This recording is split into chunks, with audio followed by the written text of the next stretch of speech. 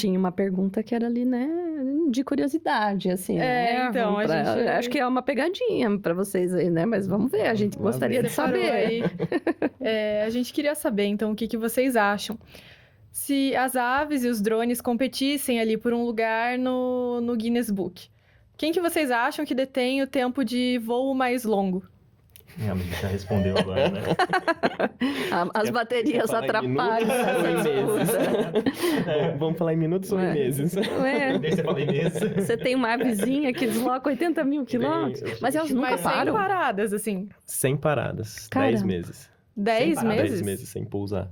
10 meses no ar? É. Chocado. São espécies de andorinhões. Então, Apus, o gênero, né, desses andorinhões, é do hemisfério norte esse estudo, porque simplesmente a gente não tem monitoramento desses aspectos para aves no hemisfério sul. Hemisfério sul, tô falando, não é só Brasil. Então, para esses bichos, tem sensores, né, que a gente consegue colocar em algumas aves, e eles, com acelerômetro, eles conseguem ver se os bichos estão em voo, né, porque tem medidas de altitude também. Então, se estão em voo, se estão batendo asa, se está com a asa parada. Então, são 10 meses sem pousar. Nossa Senhora. Eles só ficam pousando mesmo nos 2 meses que eles estão reproduzindo. Caramba. Só por uma questão óbvia, vivem... né? Não dá pra botar ovo pra filhote e voa ainda. Eles vivem no ar, então. Vivem no ar. Então, esse foi o maior registro, assim, o maior recorde que eu consegui, né, resgatar. Assim. Mas dentro desse mesmo gênero tem uma variação grande de outras espécies com 8 meses, 6 meses, 4 meses. Sim. E provavelmente a gente tem alguns desses recordistas aqui também, né? De andorinhões também, que são aves que quando você fala em hábitat, né? Que o bicho, ele, basicamente, ele é aéreo. Ele nunca... É difícil você ver ele pousando. Então, ele só se alimenta em voo. Nossa. E pousa praticamente para pernoitar. Tem no Brasil também. Tem algumas espécies de andorinhão, é outro gênero. São vários gêneros que existem no Brasil, mas que realizam também deslocamentos longos que são ainda totalmente desconhecidos. Então, essa é uma grande lacuna, assim, de conhecimento que a gente tem. Foi por isso que eu entrei nessa linha, né? Então, já que eu vou estudar aves, eu gosto de aves, mas, né, onde que eu vou me encaixar? Porque, né, é um mundo muito grande. Sim. Então, eu fui para essa linha que tem essas lacunas aí. E continuam existindo, e muitos, muito grandes, assim. Eu tinha encontrado essa informação que diz que a maior viagem de um pássaro sem parar para pernoitar foi de 11 dias seguidos. Então, você acha que tem mais, assim? Tem. Mais que isso? São 10 meses. Entendi. 10 meses. Esse de 10 meses é de agora, de 2022 ou 2023, o estudo. E por que o monitoramento é feito só no hemisfério norte? Pela tecnologia do monitoramento? Ou pelas espécies? Financiamento de pesquisa básica. Tá.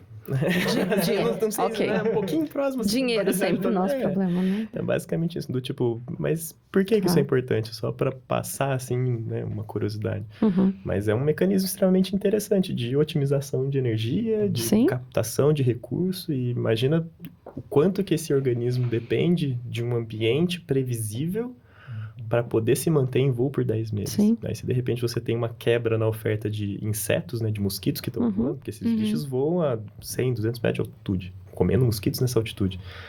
Se de repente não tem esses mosquitos ali porque alguém jogou inseticida ou jogou algum larvicida ali nos corpos d'água porque, tem um pernilongo me picando, esse bicho não vai ficar mais 10 meses. Vai mudar toda uma estratégia de vida e às vezes não é compatível. Ou se ele encontrou um drone...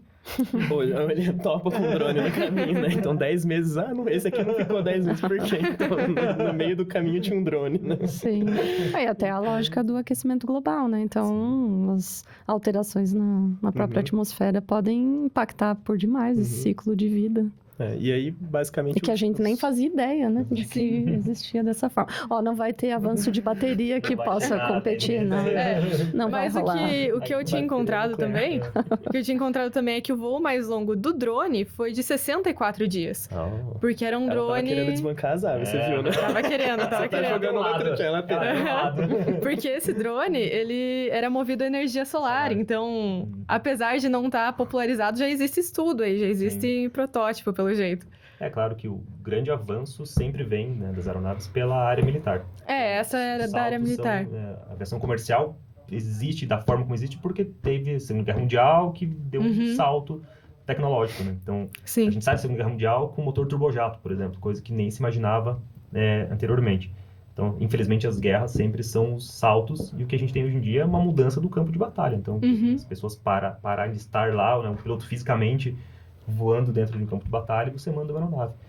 Então, a discussão hoje em dia até célula de hidrogênio, né, célula de combustível dentro de aeronaves embarcadas, mas sempre no começo voltado para a lógica militar. Então, e a gente viu, né? Agora na guerra da Ucrânia, enfim, tá cheio de vídeo mostrando o uso desses drones pequenininhos que eu mostrei aqui, levando, enfim, bomba, levando coisas assim. Então, os saltos vêm pela guerra. O que a gente vai ter no futuro, cheio de gente falando de Terceira Guerra Mundial, enfim, a gente não sabe, né? Espero que a gente não tenha um salto dessa forma. Mas, com certeza, virão as tecnologias, claro que uma melhora nas baterias, né? Vai ser inevitável. Uma melhora nas baterias, com certeza, a lógica fotovoltaica ou alguma outra forma de carregamento, né? Aproveitando alguma outra coisa que não se sabe. Mas grandes aeronaves, grandes drones de guerra já tem toda uma lógica de reabastecimento em voo, tem de fato um reabastecimento como aviões civis, e todo ano que sai alguma coisa nova é um salto, de fato é um salto, a gente fica achando que isso aqui é o supra-sumo da tecnologia, coitado da gente, né? Mas é interessante de se pensar, né? Que a mesma tecnologia que vem para fazer monitoramento, que aparece aí para revolucionar o fotojornalismo, é essa que está sendo usada na guerra e que está causando tanto estrago, né? E muitos filmes aí, né, principalmente hollywoodianos, colocam os drones literalmente como armas, né? Então, fazem disparos à distância, podem eliminar os alvos, né? Que acho que é uma das formas de potencializar a sua eficácia, justamente, né? No sentido ruim mas esse ano até uma empresa de armamento no Brasil começou a montar armas, né? Acho que era um fuzil ou projéteis, né?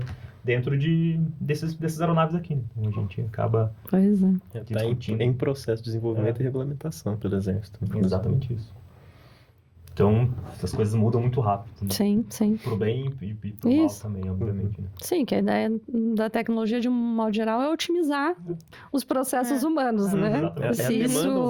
Se isso é necessariamente para uma boa causa, é outra questão, né? Porque é uma otimização da... Não deixa de ser, no final das contas. Exato. Você não vai mandar um soldado arriscar a sua vida em determinado lugar que você tem um instrumento pra fazer a distância, né? Exatamente isso. Sim.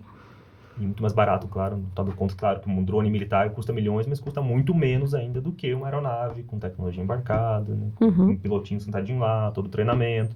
Sendo que um piloto pode controlar aí 3, 4, 5 aeronaves dentro de uma sala fechada no meio de um bunker no meio da guerra. Então, coisa que a gente ainda não tem com as aeronaves. A gente tá lá fisicamente olhando para ela, né? Pertinho dela, próximo.